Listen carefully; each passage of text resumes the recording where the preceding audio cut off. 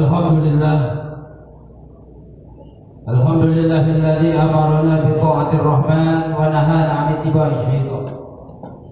Asyhadu an la ilaha illallah wahdahu la syarika lah, syahadatan tunji qailaha minal hijri wal hawan. Wa asyhadu anna sayyidana wa nabiyyana Muhammadan abduhu wa rasuluhu sayyidu waladi adnan. Allahumma salli wa sallim wa barik ala hadan nabiyil karim war rasulil azim dzil qalbir rahim sayyidina wa maulana Muhammad wa ala alihi wa ashabihi ajma'in, amma ba'd. Ya ayyuhal hadirun, usikum wa nafsi bi taqwallah wa ta'atihi la'allakum tuflihun. Faqad qala Allah Ta'ala fi kitabihil karim, a'udzu billahi minasy syaithanir rajim. Ya ayyuhalladzina amanu ruk'u wasjudu wa'budu rabbakum waf'alul khaira la'allakum tuflihun. Al-ayat sadaqallahul azim. Hadirin ma'asyiral muslimin, jamaah salat Jumat yang dirahmati Allah Subhanahu wa taala. Di awal khutbah ini saya selaku khatib hendak mengajak, berwasiat, berpesan kepada hadirin pada umumnya, wabil khusus berwasiat, berpesan untuk di khatib dan keluarganya. Marilah kita senantiasa meningkatkan bobot iman dan kualitas ketakwaan kita kepada Allah Subhanahu wa ta'ala. Takwa dalam arti kita laksanakan segala perintah Allah, kita tinggalkan segala larangan Allah di mana dan kapan pun kita berada. Dan hendaknya setiap diri, setiap kita, setiap manusia mawas diri merenungkan kembali tentang keberadaan hidup kita di dunia selama ini. Adakah selama ini hidup kita sudah terisi dengan nilai-nilai ibadah kepada Allah Subhanahu wa ta'ala? Atau mungkin sebaliknya, saudara, selama ini kita banyak lupa, banyak lalai terhadap perintah Allah Subhanahu wa ta'ala. Ini penting kita lakukan. Paling tidak seminggu sekali dalam setiap kesempatan melaksanakan sholat Jumat, sebagai bentuk evaluasi diri menuju pada peningkatan ketakwaan kita kepada Allah Subhanahu wa ta'ala. Karena kita sebagai muslim yakin betul dengan takwa kepada Allah, maka kita akan memperoleh keselamatan, kita akan memperoleh kebahagiaan di dunia, terlebih keselamatan dan kebahagiaan di hadapan Allah Subhanahu wa ta'ala. Selanjutnya, puja puji syukur sudah sepatutnya kita panjatkan kehadirat Allah Subhanahu wa ta'ala yang selalu senantiasa mencurahkan berbagai karunia, mencurahkan berbagai nikmat kepada kita semua, terlebih nikmat iman dan Islam, diiringi dengan taufik, hidayah dan inayah daripada Allah Subhanahu wa ta'ala. Sehingga dengan adanya hidayah Allah, dengan adanya bimbingan Allah, dengan adanya pertolongan Allah, di tengah-tengah kesibukan aktivitas duniawi yang saat ini kita hadapi, saudara, di tengah-tengah sibuknya kita mencari rezeki, mencari nafkah untuk bekal hidup dan kehidupan di dunia ini, maka kita mampu melangkahkan kaki ke tempat yang mulia ini, memenuhi panggilan Allah, menunaikan kewajiban kita selaku muslim, yakni melaksanakan ibadah salat Jumat berjamaah serta ibadah sunnah yang lain.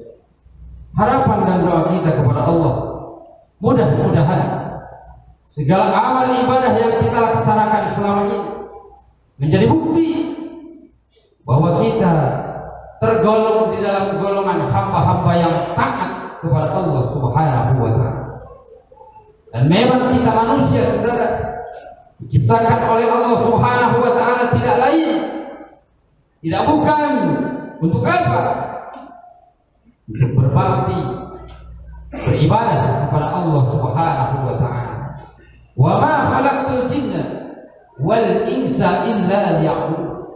Tidak semata-mata aku ciptakan jin dan manusia kata Allah, illa liya'budun, melainkan hanyalah untuk mengabdi, berbakti dan beribadah kepada Allah Subhanahu wa taala. Karenanya saudara, selaku muslim yang mengaku cinta kepada Allah, mengaku cinta kepada Rasulullah sallallahu alaihi wasallam, menyambut ayat ini, menyambut himbauan Allah Subhanahu wa taala dalam ayat ini, paling tidak 17 kali, satu hari satu malam. Sering kita ucapkan ketika kita sholat dalam surat Al-Fatihah, iyyaka na'budu wa iyyaka nasta'in. Hanya kepadamu saja ya Allah kami menyembah, kami berbakti, kami mengabdi, dan hanya kepadamu pula ya Allah kami memohon pertolongan.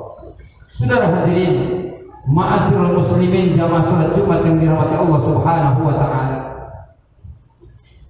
Sesungguhnya ibadah yang kita laksanakan, ibadah yang kita lakukan saudara, kepentingan dan keuntungannya adalah kembali kepada pelakunya, kembali kepada diri kita.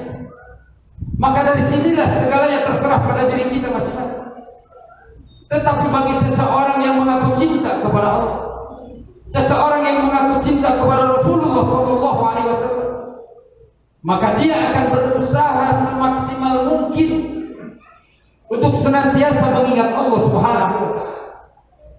Orang yang mengaku cinta kepada Allah dan Rasulnya, dia akan berupaya untuk senantiasa melaksanakan kewajiban beribadah kepada Allah Subhanahu wa taala di mana dan kapanpun, dalam situasi apa dan kondisi apa. Seorang muslim yang seperti ini ialah muslim yang betul-betul cinta kepada Allah, di atas kecintaannya kepada yang selain Allah Subhanahu wa taala. Dan memang demikian saudara, bahwa kecintaan kita kepada Allah Subhanahu wa taala harus melebihi kecintaan kita kepada yang selain Allah Subhanahu wa taala.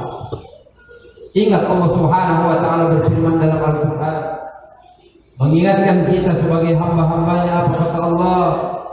Qul in kana aba'ukum wa abna'ukum wa ikhwanukum wa azwajukum wa ashiratukum wa amwalun iktarabtumuha wa tijaratun tahsawna kasadaha wa masakin tardawnaha ahabba ilaikum minallahi wa rasulih wa jihadin fi sabilih fatarabbasu hatta ya'ti Allahu bi amrih wallahu la yahdil qaumal fasiqin. Katakanlah oleh Muhammad, kata Allah, sesungguhnya anak-anakmu, bapak-bapakmu, istri-istrimu, kaum keluargamu, kerabat-kerabatmu, harta perniagaan yang kamu usahakan, kemudian rumah tempat tinggal yang kamu sukai adalah lebih kamu cintai daripada Allah dan Rasulnya serta berjihad di jalannya. Fatarabbasu hatta ya'ti Allah bi amrih. Maka tunggulah, kata Allah, sampai Allah mendatangkan keputusannya, dan Allah tidak akan memberikan petunjuk kepada orang-orang yang fasik.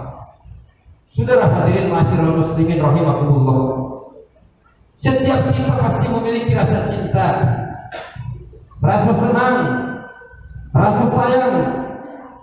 Kita cinta kepada keluarga, kita cinta kepada istri, kita sayang kepada anak-anak kita, kita senang memiliki harta kekayaan yang banyak, kita senang memiliki kedudukan, jabatan dan lain sebagainya. Wajar saudara, manusiawi. Tapi jangan sampai rasa cinta, rasa senang, rasa sayang terhadap semua itu mengalahkan rasa cinta kita kepada Allah, sehingga melupakan kewajiban beribadah kepada Allah Subhanahu wa taala. Jangan karena kita sibuk beraktivitas, jangan karena kita sibuk dengan dagangan kita, jangan karena sibuk dengan pekerjaan kita, jangan karena kita sibuk dengan aktivitas kita, kemudian kita lupa beribadah kepada Allah, lupa rukuk dan sujud kepada Allah Subhanahu wa taala. Kalau itu yang kita lakukan, artinya kecintaan kita kepada Allah Subhanahu wa taala sudah dikalahkan dengan kecintaan kita kepada yang bersifat duniawi. Orang yang terlalu cinta terhadap duniawi rugi di hadapan Allah Subhanahu wa taala. Di dunia dicap, distempel oleh Allah sebagai hamba-hamba yang lalai terhadap perintah Allah Subhanahu wa taala. Ingat saudara, orang yang melalaikan ibadah kepada Allah Subhanahu wa taala ketika di dunia, nanti di akhirat, di yaumul kiamah, di hari perhitungan amal kelak, ditanya oleh Allah Subhanahu wa taala. Siapa yang ditanya oleh Allah? 4 golongan manusia yang lalai ibadah ketika di dunia. Rasulullah sallallahu alaihi wasallam sudah menjelaskan dalam sabdanya, "Inna Allah ta'ala yahtaju yawmal qiyamati bi arba'ati anfusin ala arba'ati ajnasi minan nas. 'Ala al-aghniya bi Sulaiman bin Dawud, wa 'ala al-'abid bi Yusuf, wa 'ala al-marda bi Ayyub, wa 'ala al-fuqara bi Isa bin Maryam."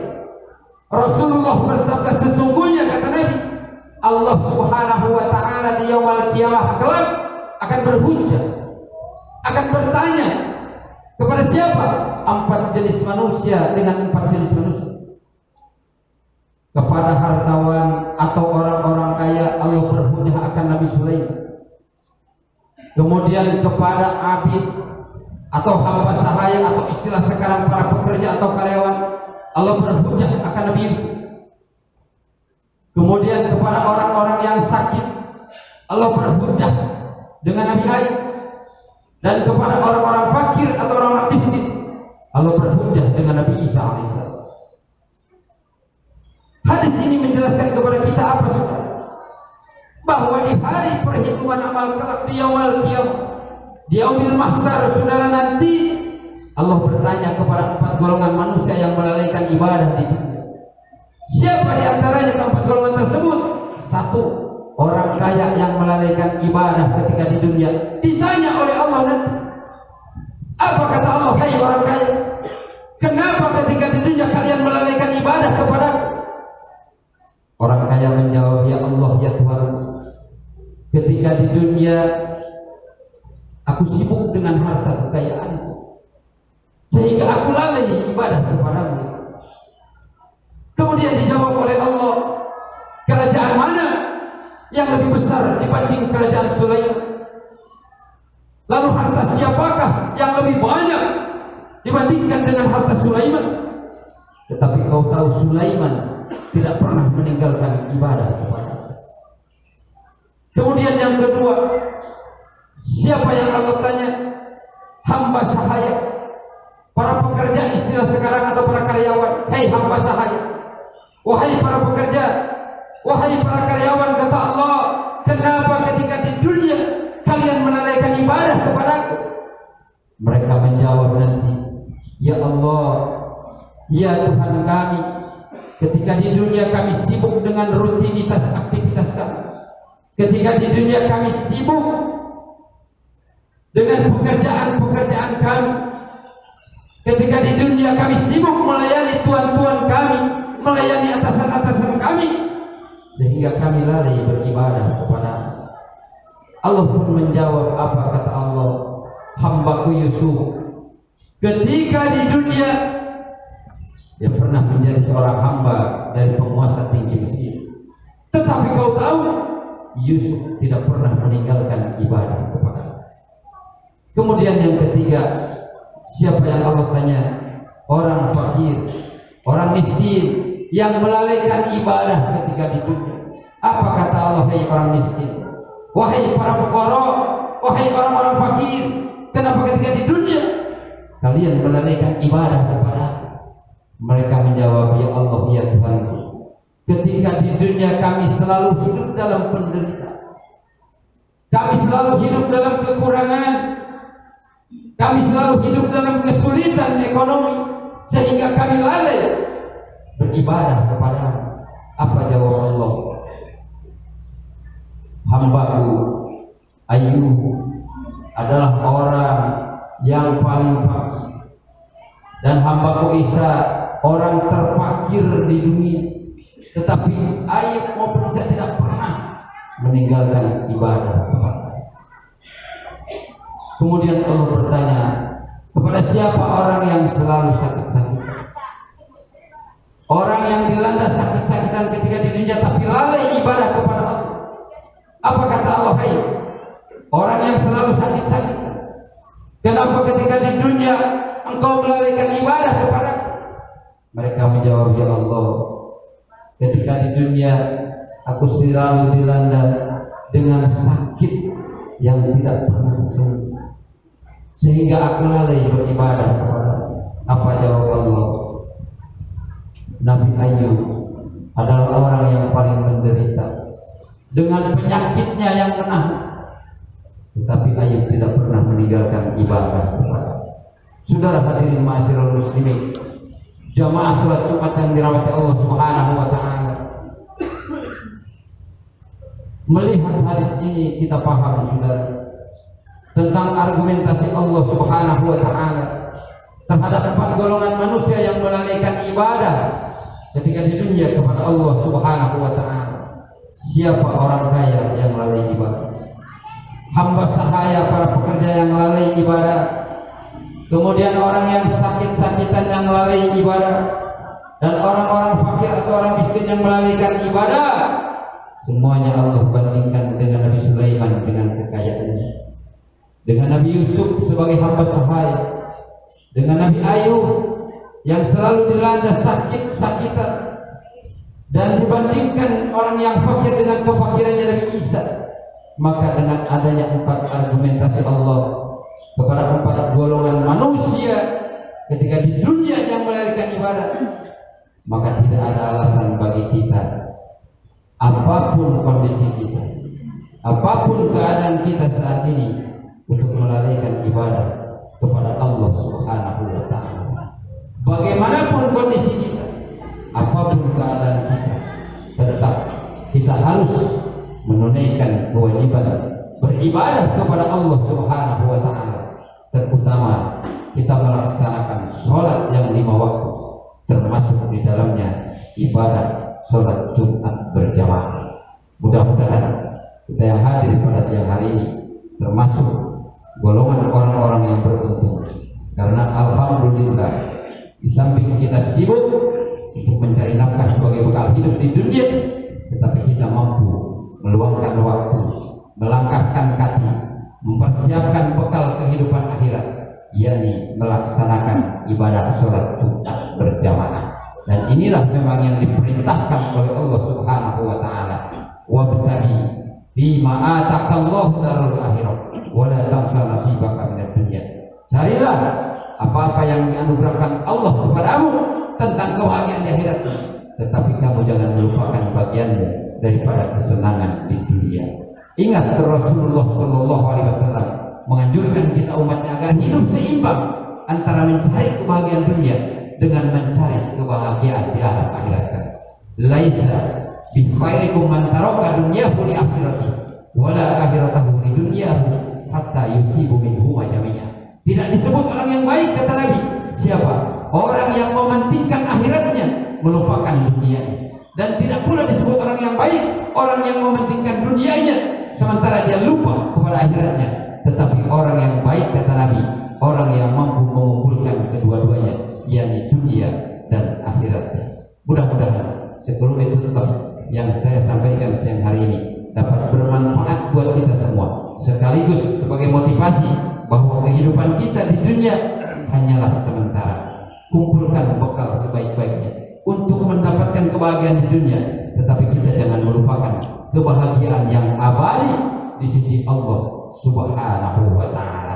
Hadirin ma'asyiral muslimin, mudah-mudahan bermanfaat untuk hadirin, wabil khusus bermanfaat untuk diri saya dan keluarga saya, dan kita berharap kepada Allah Subhanahu wa taala mudah-mudahan Allah senantiasa selalu mencurahkan taufik, hidayah dan inayah kepada kita semua, sehingga kita tetap berada di jalur yang lurus, di jalan yang benar, di jalan yang diridhoi oleh Allah Subhanahu wa taala di dalam menempuh perjalanan hidup di dunia ini, dan kita dimatikan oleh Allah betul-betul dalam keadaan husnul khatimah. Amin ya Allah ya rabbal alamin. Barakallahu li wa lakum bil Qur'anil karim wa nafa'ani wa iyyakum bima fihi min al-ayati wa dhikril hakim wa taqabbalallahu minna wa minkum tilawatahu innahu huwas samiul alim. Aqulu qawli hadha wa astaghfirullahal azim li wa lakum wa li sa'iril muslimin wal muslimat wal mu'minin wal mu'minat wastaghfiruhu innahu huwal ghafurur rahim.